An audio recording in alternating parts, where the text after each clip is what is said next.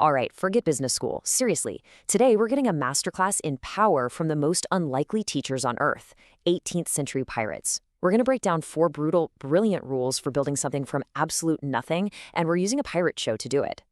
So how in the world can a Michael Bay-produced pirate drama be a better business lesson than shows like Billions or Silicon Valley? I know, it sounds completely insane, but the logic behind it is terrifyingly sound. Because this show, see, it isn't really about hunting for treasure. It's about building a nation from scratch. And this right here, this is the entire difference. A show like Succession is all about fighting over a kingdom that's already built. The worst thing that can happen? Oh no, you only end up ridiculously rich. But Black Sails? It's about the bloody, chaotic, absolutely impossible process of creation. The stakes aren't your bonus, the stakes are your neck. Okay, so to get this, you have to stop thinking of Nassau in the 1700s as some pirate hideout. You gotta see it for what it is, a lawless, chaotic, and brutally competitive startup ecosystem. There's no king, there are no taxes, just pure, uncut capitalism. With swords. This slide, this is the key to the whole thing. Every pirate captain is basically a founder. Every single ship is a company with a super high burn rate. And get this, the crews can vote to fire their captain at any time. I guarantee you that is way more democratic than your office. These guys were running agile teams before we even had a name for it. So how do you get a bunch of cutthroat founders to actually work together? I mean, how do you forge a nation out of pure, raw self-interest? Well, that brings us to our first and probably most controversial rule. No, seriously, think about it. What is it? Is it a brilliant idea, a super dedicated team, a giant pile of venture capital? The answer, well, it's a lot darker than any of that. Yep, the most powerful tool for building something out of nothing is a necessary, well-told lie. And our first case study in this dark art is the visionary, brilliant, and deeply broken founder, Captain Flint. This is what Flint is a master of. He calls it leadership technology. See, his pitch to the world is this noble idea. We're building a pirate republic, a free nation, away from the tyranny of kings. It sounds amazing.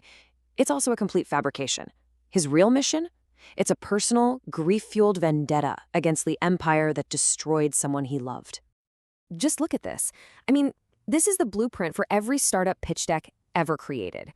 You can't recruit a crew or investors by saying, hey, help me work through my personal trauma. No, you tell them a story about changing the world and getting rich. The lie isn't a bug in the system, it's the main feature. It's the story that makes the impossible truth maybe, just maybe, achievable. But Flint's visionary power, it's not the only game in town, not by a long shot. To see the whole picture, you have to understand the second rule of power, which is all about a much more subtle and maybe even more effective kind of control. Is it the guy with the most guns? The person with the most money? The one with the most loyal crew?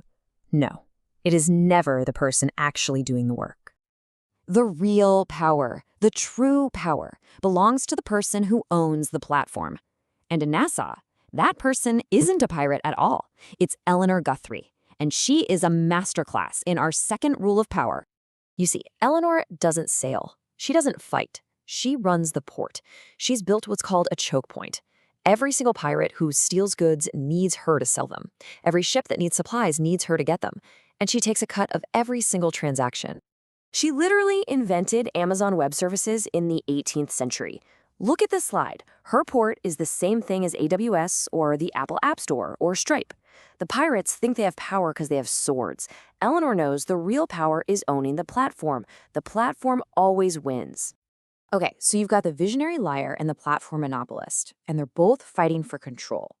But there's a third, more insidious kind of power at play. Someone's playing a much, much longer game. One that might just be the most durable of them all. Now really think about it. Is it about how much treasure you pile up?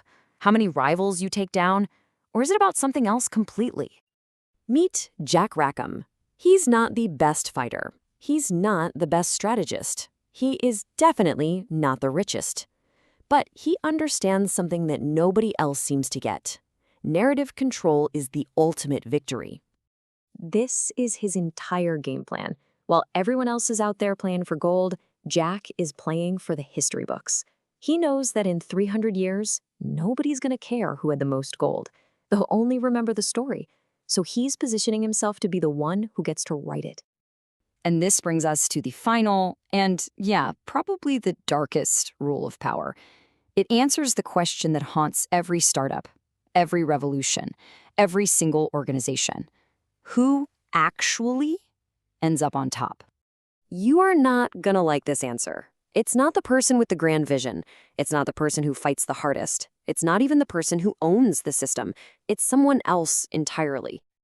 And that is Long John Silver, the man who shows up with absolutely nothing. No skills, no friends, no money. And by the end, he's running everything. He is the ultimate operator.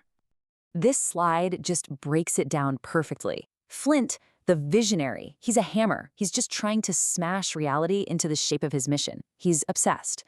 But Silver, the operator, he doesn't have a mission. He just has interests. He doesn't fight reality. He flows around it like water. He just reads the room, understands what every single person wants and fears, and he just adapts. And this gets us to the dark, brutal thesis of the entire show. The passionate, mission-driven founder who starts the revolution is almost never the one who gets to enjoy the world that comes after. They burn too bright, they flame out, just like Flint. It's the quiet, adaptable operator, like Silver, the one who sees the whole game, who inherits the earth. So that's the final question this leaves us with, right? In your own world, your company, your country, who's in charge?